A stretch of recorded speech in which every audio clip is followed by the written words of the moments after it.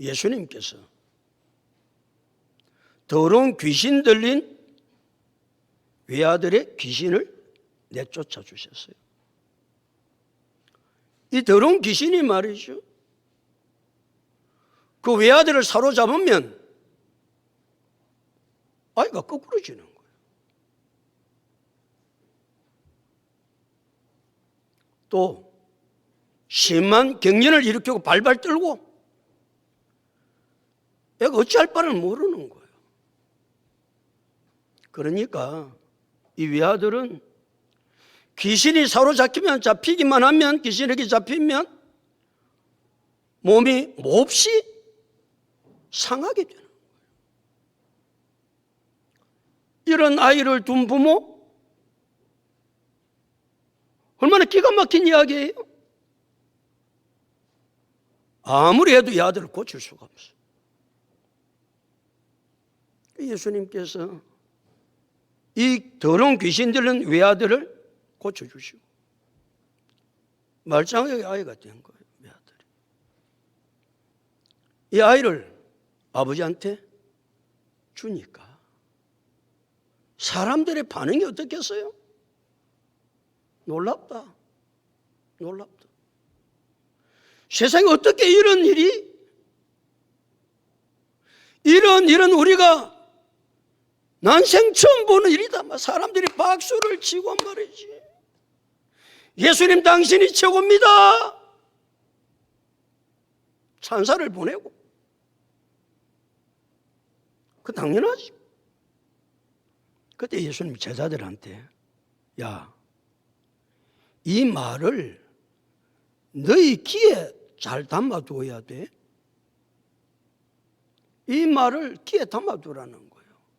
이유는 그렇게 찬사를 보내고 감탄을 보내고 놀랍도록 했던 그들이 얼마까지 안 해가지고 예수님을 돌로 치라고, 예수님을 죽이라고, 예수님을 십자가에 못 박으라고 순식간에 변해서 예수님께 놀랍다고 감탄을 하고 세상에 이런 분이 없다고 말했던 그 무리들 말이에요. 시간이 좀 지나니까 상황에 따라서 변하는 거예요. 그렇게 놀랍고 감탄하고 세상에 이런 분 없다고 말했던 무리들을 그들이 예수님을 돌로 치라고,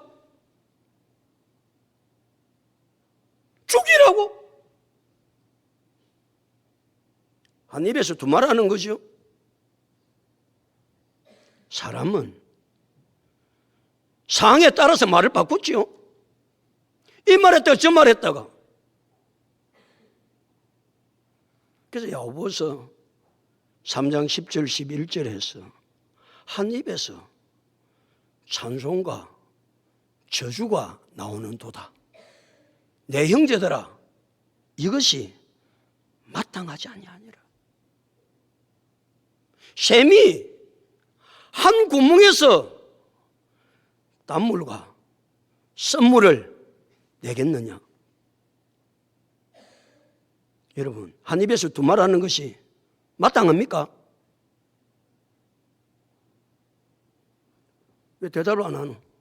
목소리라도 끄떡거려야 안 되겠나? 다시 물을게. 다시. 한 입에서 두 말 하는 것이 마땅합니까? 아니요. 그 사람은 한 입에서 두 말 하는 거예요. 이랬다 저랬다 상황 따라서.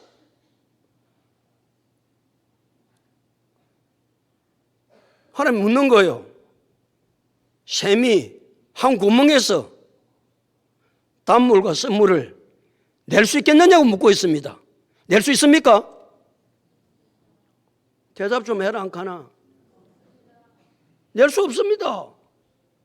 어떻게 한 우물에서 단물과 썬물을 내냐고. 그런데 사람은 한 입에서 뭐 한다? 두 말 한다.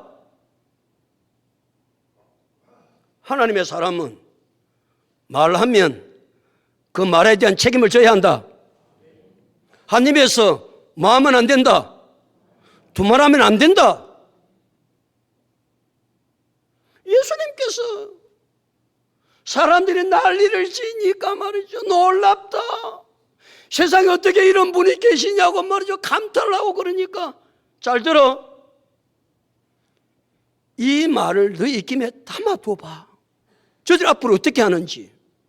그럼 누가 무슨 말을 하거든. 뭐 해야 돼요? 그 사람 말은 귀에 잘 담아두었다가 한 입에 두 말 하는가 안 하는가 좀 봐야 되죠. 한 입에 두 말 하는 사람 믿을 수 있습니까? 그 사람은 어떻게 믿고 삽니까? 그래서 예수님께서 제자들한테 이 말을 너희 귀에 담아두라고 말씀하셨다는 거예요. 사람들이 말이죠. 예수님이 최고라고 감탄을 하고 놀래고 세상에 이런 분이 없다고 말하니까 말이죠. 제자들이 얼마나 말이죠. 어깨가 들썩거리는지. 야, 그렇지. 우리 예수님 잘 따랐지. 때로는 힘든 것도 있지만 우리가 예수님을 따르는 것이 얼마나 복되냐 봐봐. 사람들 하는 소리 봐봐. 얼마나 사람들이 놀래고 감탄하고 예수님이 최고라고 이야기하지 않느냐고 말이지. 그때 예수님께서 제자들에게 내가 사람들의 손에 넘겨질 것이다.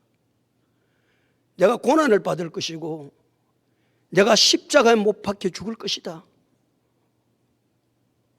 분위기가 싸하지요. 제자들은 지금 뭐하고 있는데 들떠가지고 말이지. 사람들이 놀랍다 감탄을 하고 세상에 이런 분이 어디 있느냐고 말이지. 사람들이 예수님이 최고라고 그래서 가지고 제자들은 어깨가 들썩들썩하고 그렇지 그래서 왔는데 예수님은 제자들 기분도 모르고 나는 사람들의 손에 넘겨져 고난을 받을 것이고 십자가를 질 것을 말씀하시는 거예요. 예수님은 사람들의 들떠있는 분위기에 깨춤추지 않습니다. 세상 사람들이 아무리 들떠서 별짓을 다 해도 예수님은 우쭐거리지도 않습니다. 차분하십니다. 아니, 그 상황 가운데서 예수님은 하나님께서 자기 자신을 이 땅에 보내신 목적, 사명이 무엇인지를 제자들에게 가르쳐줘요. 하나님 왜 예수님을 이 땅에 보내주셨죠? 인간의 근본 문제인 죄 문제를 죄에서 구원하기 위해서 예수님을 이 땅에 보내주신 줄로 믿습니다. 이게 예수님 이 땅에 온 목적이거든요. 이것이 하나님께서 주신 사명이거든요. 하나님께서 예수님 이 땅에 보내주신 목적 사명을 예수님 어떤 순간에도 잊지 않습니다.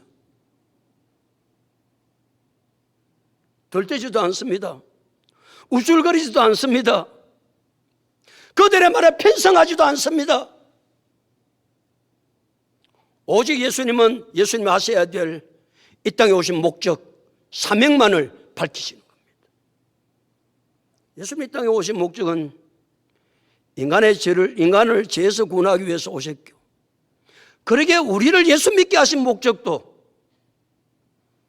나만 예수 믿고 천국 가기 위해서 온 게 아니고, 예수 믿게 하신 것이 아니고, 아직도 예수 믿지 않는 남편, 아내, 부모, 형제, 일가 친척, 아니 세상 모든 민족을 구원하기 위해서 우리 예수 믿게 하신 줄로 믿습니다. 이 사명은 절대 잊어버리면 안 돼요. 내가 아무리 힘들고 내가 아무리 어렵고 내 처지가 어떤 처지에 있다 할지라도, 아니 내가 아무리 잘 된다 할지라도 예수님께서 이 땅에 오신 목적, 사명을 잃지 않았던 것처럼 나를 예수 믿게 하신 목적은 나만 구원받고 천국 가게 하시고 하늘의 기업을 받아 누리게 하신 것이 아니고, 이 땅에 아직도 예수 믿지 않는 사람에게 복음을 전해서 모든 민족이 예수 믿어 하나님의 나라를 이루기 위해서 우리를 예수 믿게 하셨고, 예수 믿게 하셨고 오늘 이 자리에 앉게 하셨다. 이걸 한시도 잊어버리면 우리는 예수 믿는 하나님께서 주신 목적과 사명을 잃어버리는 거예요. 그러니까 예수님께서 내가 사람들의 손에 넘겨져서 고난을 받고 십자가를 질 것을 제자들에게 말씀하니까 제자들은 이 말이 무슨 말인지를 깨달지를 못하는 거예요. 아예 생각을 안 하는 거예요. 지금 분위기 좋아서 말이죠. 한 자리 하려고 생각하고 있는데, 높은 자리 차지하려고 생각하고 있는데, 예수는 고난이 무슨 말입니까? 우리 교회 나온 것은 복받고 잘 되기 위해서 나왔는데, 고난이 웬 말입니까? 제자들은 고난은 생각하지도 않는 거예요. 그런데 예수님은 지금 들떠있는 그 분위기 속에 자기가 사람들의 손에 넘겨져 고난받고 십자가를 질 것을 예수님이 땅에 오신 목적과 사명을 제자들에게 말씀하시는 거예요. 성경은 끊임없이 고난 없는 영광은 없다. 성도는 끊임없이 무엇은 싫다? 왜 말 안 하노? 무엇은 싫다? 고난은 싫다. 이때 아멘 하면 안 된다. 성도는 끊임없이 고난은 싫다라는 거예요. 그래서 성경은 끊임없이 뭐 없는 무엇은 없다. 고난 없는 영광은 없다. 십자가 없는 부활은 없다. 십자가 없는 부활은 절대로 존재하지 않습니다. 성경은 끊임없이 고난 이후에 영광이 있다고 말씀하고 있습니다. 고난 이후에 하나님께서 준비하신 놀라우신 세계가 있다고 끊임없이 말씀하고 있지만 우리는 고난 받는다 그러면 고난 소리가 너무 째또름해지죠. 여러분 고난 받습니다. 믿음으로 살려면 고난 받습니다. 아닌데 나는 고난 받으려고 예수 안 믿는데.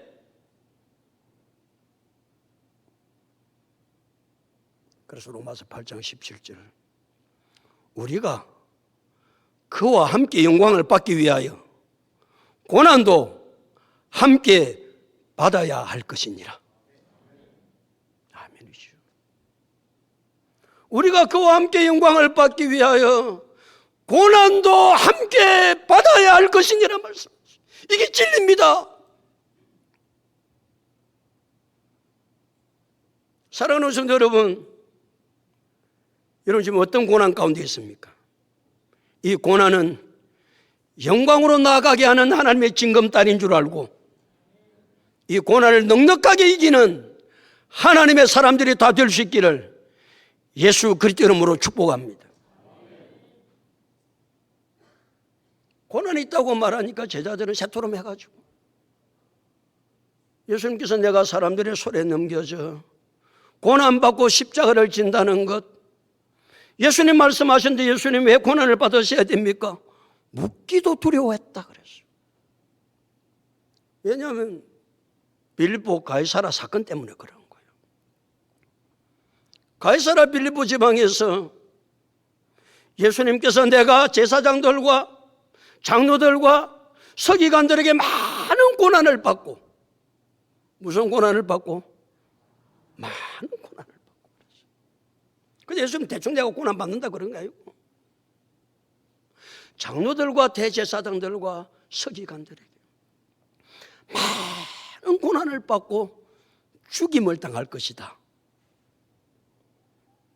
그때 예수님 수제자 베드로가 주여 그리 마옵소서 이 일이 결코 죽게 미치지 아니하리다. 주여 그리 마옵소서 이 일이 결코 죽게 미치지 아니하리다. 베드로의 소리를 들었던 예수님은 뒤를 돌아보시고 베드로를 향해서 뭐라고 말씀하세요? 그 정도는 이야기해야 안 되겠나? 사탄아 내 뒤로 물러가라. 예수님은 베드로를 향하여 무엇이라고 말했다? 사탄이라고 말합니다. 그럼 베드로가 뭐라고 그랬겠어요? 내가 사탄이요? 예수님은 서문없이 사탄아, 내 뒤로 물러가라. 왜 사탄이라고 그러는 줄 아세요? 내가 하나님의 일을 생각하지 아니하고 사람의 일을 생각하는도다. 아멘. 누가 사탄이요? 하나님의 일을 생각하지 아니하고 사람의 일을 생각하고 사탄이 좋아하는 일을 쫓아서 행하는 것은 사탄이요, 그건. 성도는, 하나님의 사람은 사람의 일을 생각하는 것이 아니고 하나님의 일을 생각하는 사람이다. 성도는 사람의 일을 생각하는 것이 아니고 교회를 생각한다.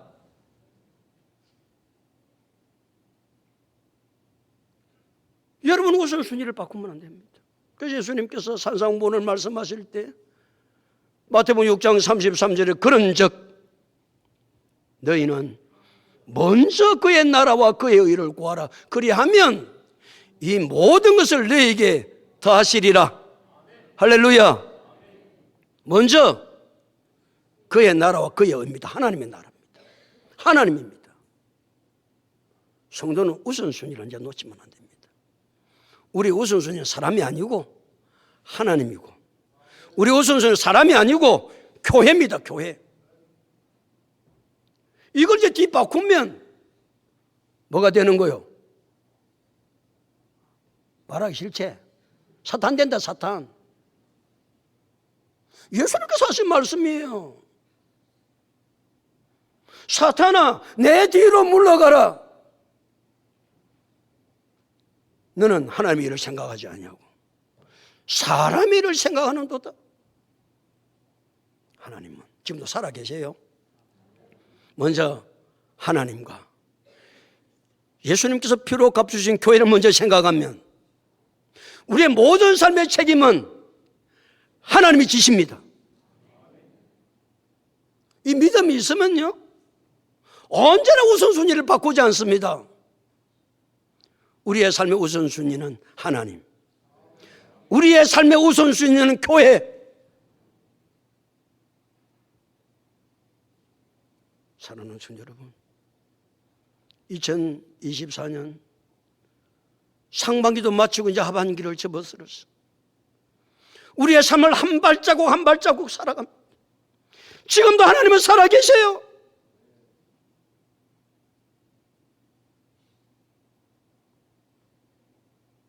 우리가 삶을 살아갈 때 사람의 일을 먼저 생각하지 아니하고 하나님의 일을 먼저 생각하고 먼저 교회를 생각해서 주의 놀라운 역사를 이루어가는 하나님의 사람들이 다 될 수 있기를 예수 그리스도 이름으로 축복합니다. 46절 다 같이 읽으실까요? 46절 다 같이 읽겠습니다. 시작. 제자 중에서 누가 크냐는 뭐가 일어났다? 변론, 논쟁이 일어난 거예요. 말싸움이 일어난 거예요. 네가 크냐 내가 크냐. 이 세상의 싸움은 누가 크냐는 싸움이죠. 누가 많이 가지느냐는 싸움이죠. 크고 높고 많이 가지면 사람들이 뭐 했다고 그럽니까? 당신 성공했네. 많이 가지고 크면 성공이라고 그럽니다. 그런데 하나님 단 한 번도 많이 가지고 높이 된 것을 성공이라고 말씀하시지 않습니다. 사람은 끊임없이 좀 많이 가지고, 제자들도 지금 사람들이 말이죠, 놀래고 감탄을 하고 세상에 이런 분이 없습니다. 그 분위기 너무 좋은 거예요. 예수님께서 정치적인 메시아가 되면, 왕으로 앉으면 우리는 한 자리를 차지할 것인데 그때 누가 크냐 누가 높은 자리를 앉을 것이냐. 무에 대한, 권력에 대한 탐심이 그들 속에 가득하니까 일어나는 것은 싸움이었습니다. 이 세상의 싸움도 누가 크게 될 건가?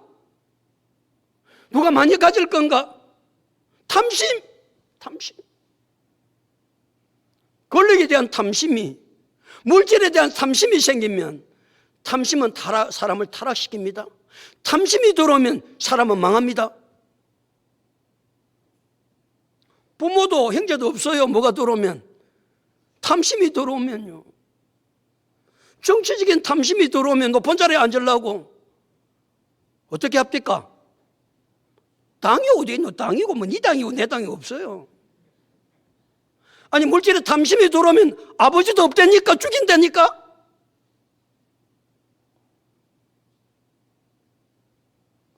탐심이 얼마나 무서운지 모릅니다. 탐심이 사람을 타락시키고 탐심이 사람을 망하게 한다. 그래서 야고보서 1장 15절은 욕심이 잉태한 적 죄를 낳고 죄가 장성한 적 사망을 낳는다. 죽는다. 알겠냐?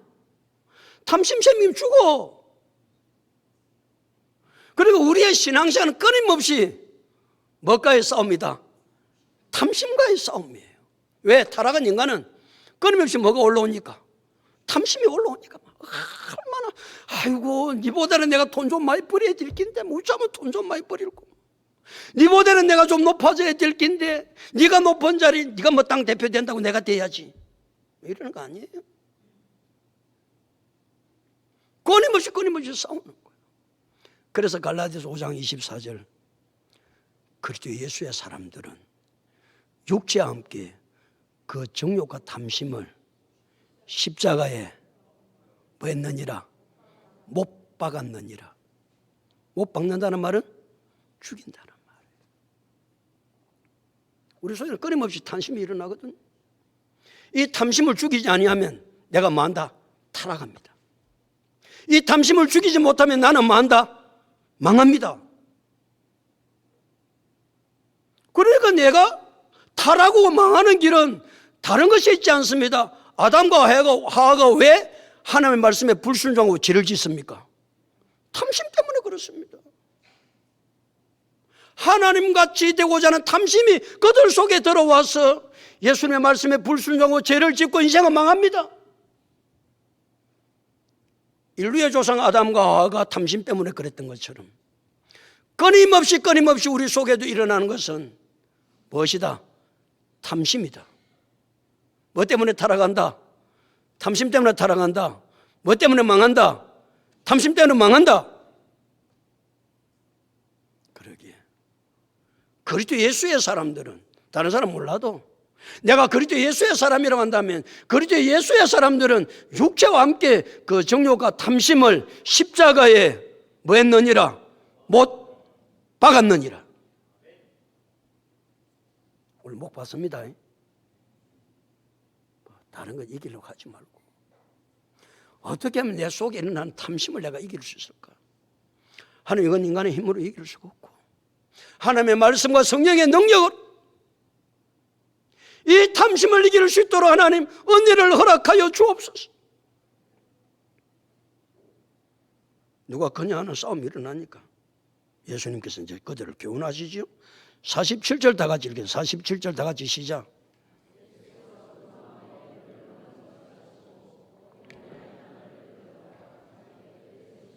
예수께서 그 마음에 뭐 하는 것을 아시고 변론하는 것을 아세요.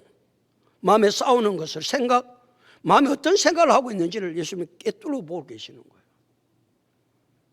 옆에 사람 마음이 보이나? 우리는 모르잖아. 강진이 저기 무슨 마음을 가지고 있는지 시국기는 하는데 내가 네 마음을 모르는 거야. 그 네 마음은 누구나 안다. 예수님은 아시는 거예요. 왜 이들이 변론에서 싸우는지를 예수님 그들의 마음을 꿰뚫고 보고 계시는 거예요. 그래서 마태복음 9장 4절에 예수께서 그 마음의 생각을 하시고 너희가 어찌하여 마음에 악한 생각을 하냐? 네가 지금 왜 악한 생각을 하고 있냐? 예수님은 생각이 중요하다고 말씀하세요. 말은 어디에서 나오지요? 아무 생각 없는데 말이 나옵니까? 말은 생각하고 있는 것을 내받는 거예요. 행동은 어떻게 하는 것이요? 생각하고 있는 것을 말로 하고 행동으로 옮기는 사람이에요. 사람이 막 술에 취하잖아. 술에 취해가지고 횡설수설하는 것 같죠. 옛날 어른들이 뭐라고 그랬어요? 치중? 진담이라고 그랬어요. 술에 취해가지고 아무 뜻도 없는 말을 하는 것 같은데 그 술 취한 사람이 말을 할 때는 아이고 저 술 취해서 말하네 그렇게 들으면 안 돼요. 치중 무엇이다? 진담지 속에 있는 생각을 말하는 거거든요. 사람이 한 말을 툭 던졌다. 아무 생각 없는 말을 합니까? 반드시 말은 내가 뭐하고 있는 것을 하는 것이다. 생각하고 있는 것을 하는 겁니다. 생각하고 있는 것을 말하고 말하면 사람은 행동으로 옮겨지기 시작합니다. 가룟 유다가 예수님을 은 30에 팝니다. 가룟 유다가 예수를 은 30에 팔 때에 요한복음 13장 2절은 마귀가 벌써 시몬의 아들 가룟 유다의 마음에 예수를 팔리는 무엇을 넣었더라? 생각을 딱 집어넣습니다. 마귀는 무엇을 가지고 우리를 사로잡느냐? 생각을 가지고 우리를 사로잡습니다. 마귀는 우리를 코끼어서 끌고 가지 않습니다. 발 묶어서 우리를 끌고 가지 않습니다. 마귀가 우리를 끌고 가는 방법은 마귀는 우리의 무엇을 지배한다? 생각을 지배합니다. 그래 내 생각이 마귀에게 뺏기면 누가 시키는 대로 살 수밖에 없는 거예요. 마귀가 시키는 대로 살 수밖에 없는 거예요. 그리고 우리는 내가 지금 무슨 생각을 하고 있는지를 언제나 살펴봐야 돼요. 여러분 무슨 생각하고 있어요? 그렇게 되다. 목사님 저는 뭐 생각이 없습니다. 생각이 없어요. 이 세상에 생각 없는 사람은 한 사람도 없습니다. 생각 없는 그 사람 속에도 생각이 있습니다. 마귀는 우리의 무엇을 사로잡는다?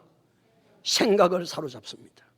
그러니까 언제나 내 생각이 마귀에게 사로잡혀 있는 생각인지 내가 하나님의 뜻의 생각에 사로잡혀 있는지 이것이 선한 생각인지 이것이 악한 생각인지 언제나 내가 하고 있는 생각이 무슨 생각을 하고 있는지를 언제나 살펴봐야 돼. 그래서 내가 하고 있는 생각이 잘못된 생각이고 마귀에게 사로잡히는 생각이다 그러면 언제나 예수 그리스도 이름으로 이 더러운 생각은 떠나갈지어다 악한 생각은 떠나갈지어다 명령하고 쫓아내야 삽니다. 오늘도 마귀는 다른 걸 사로잡지 않습니다. 생각이 딱 마귀에게 잡히면 마귀의 종로로 사는 거예요.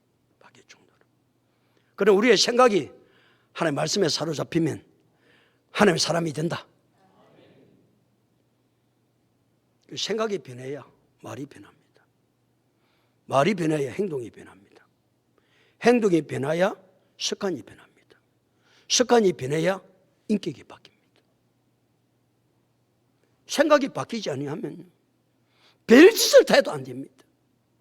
다만 우리의 생각이 진리의 말씀의 생각으로 주님께서 원하는 생각들로 가득할 수 있기를 축복합니다. 그래서 마귀의 종이 아니라 하나님의 종,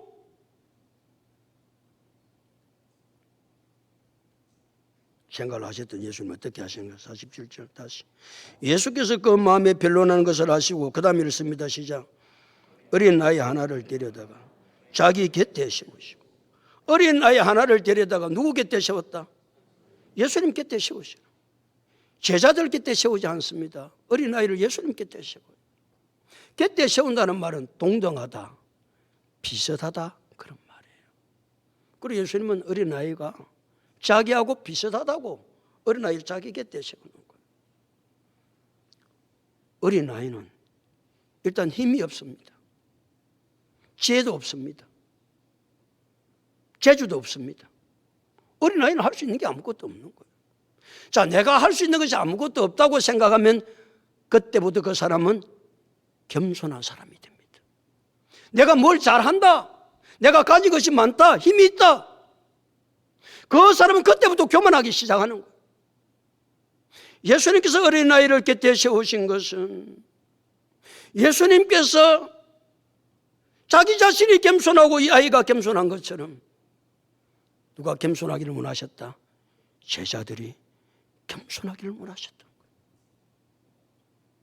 예수님 겸손하신 예수님은 마태복음 11장 29절에서 나는 마음이 온유하고 겸손하니 나의 멍에를 메고 내게 배우라고 말씀하셨어요. 사도 바울은 예수님의 겸손에 대해서 말씀할 때 빌립보서 2장 6절 8절에서 그는 근본 하나님의 본체시나 하나님과 동등됨을 취할 것으로 여기지 아니하시고 오히려 자기를 비워 종행체를 가져사 사람들과 같이 되셨고 사람의 모양으로 나타나사 자기를 낮추시고 죽기까지 복종하셨으니 곧 십자가에 죽으십니다. 예수는 수제자 베드로는 베드로전서 5장 5절에서 겸손으로 허리를 동이라. 하나님은 교만한 자를 대적하시되 겸손한 자들에게는 은혜를 주시느니라. 다른 것으로 허리를 동이려고 하지 말고 무엇으로 허리를 동이라? 겸손으로 허리를 동이라고 그러죠. 겸손으로. 예수는 어린아이를 자기 곁에 세우셨습니다. 이 어린아이가 겸손한 것처럼 나도 겸손의 삶을 지금 살고 있고 너희도 겸손의 삶을 살아야 될 것을 예수님 말씀하신 거예요. 그러면서 48절 결론을 주고 계세요. 48절 다 같이 읽겠습니다. 시작.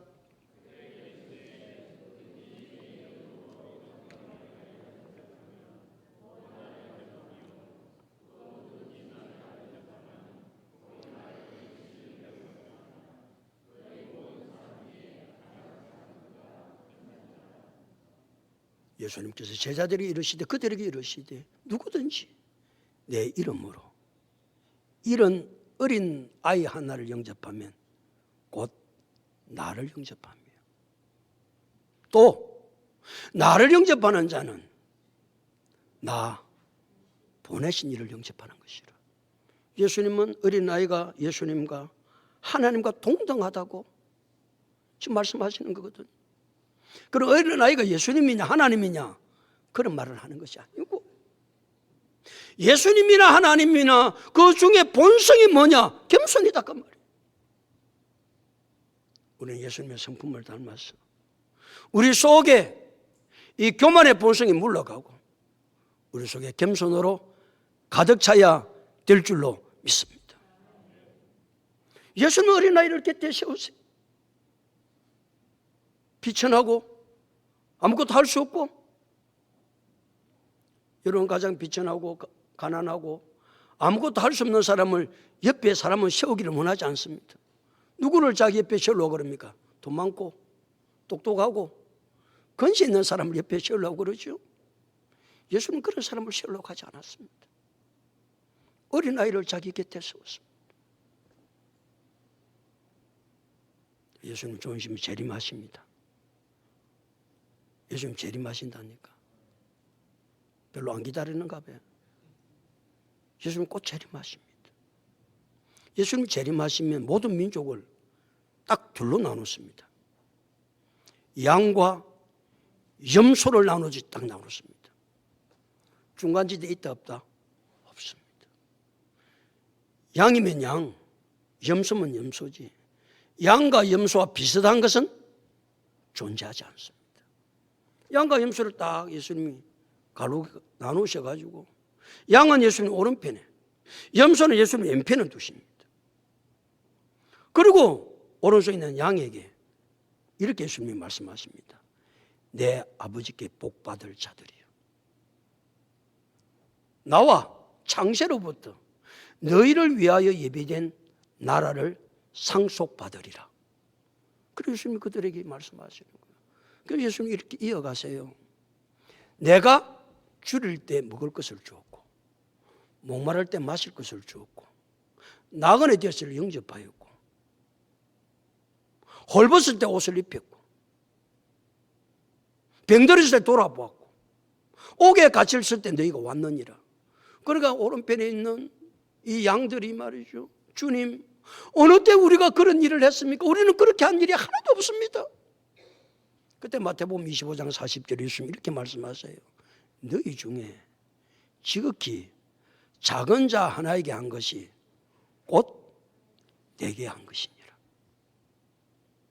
지극히 작은 자 하나에게 한 것이 곧 내게 한 것이라고 예수님 말씀하세요. 여러분, 우리 지금 어떻게 삶을 살고 있습니까? 어떻게 하면 높아질까? 어떻게 하면 많이 가질까? 어떻게 하면 근세를 가질까?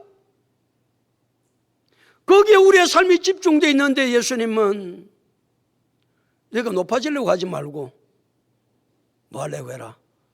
낮아지려고 해라. 겸손하게 되려고 해라. 그러면서 결론해 주셨던 말씀 다시 48절. 너희 모든 사람 중에 그 다음에 뭐라고 그랬어? 가장 작은 그가 큰 자니라.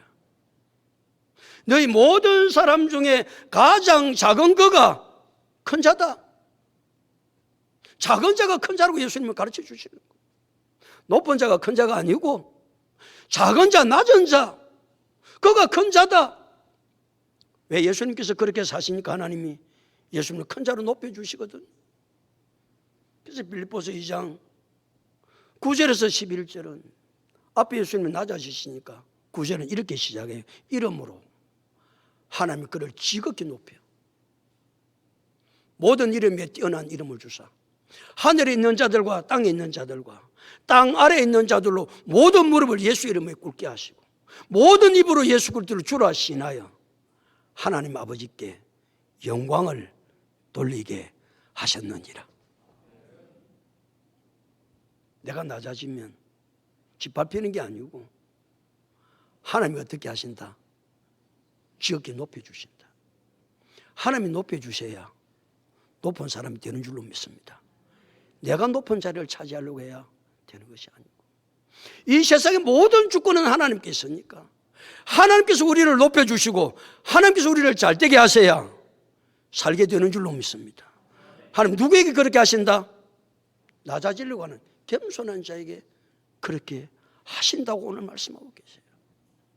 사랑하는 성도 여러분, 제자들은 누가 크냐고 지금 싸우고 있습니다. 이 세상의 싸움은 어떤 싸움인가요? 누가 크냐고 싸움. 네가 크냐 내가 크냐, 내가 많이 가졌느냐 적게 가졌냐, 그 싸움을 늘 하는 거예요. 싸움은 언제 끝납니까? 내 자신을 내려놓고 내가 탐욕을 가지지 않을 때 싸움은 끝난다. 내가 탐욕을 가지는 이상 절대 싸움은 끝나지 않습니다. 우린 그리스도 예수의 사람입니다. 그리스도 예수의 사람들은 육체와 함께 그 정욕과 탐심을 십자가에 못 박았느니라 말씀하고 계세요. 오늘도 다른 싸움 싸우려고 하지 말고 자꾸 내 속에 탐욕이 일어나면 마음에 평안이 없어요. 기쁨도 없어요. 하나님의 뜻을 이루어갈 수 없어요. 주님 곧 재림하세요. 주님 재림하시면 양과 염소를 딱 나누습니다. 중간지대 없습니다. 양에게 예수님 말씀하셨습니다. 내 아버지께 복받을 자들이요, 나와 창세로부터 너희를 위하여 예비된 나라를 상속받으리라. 이 소리 마지막에 들어야 되지 않겠어요?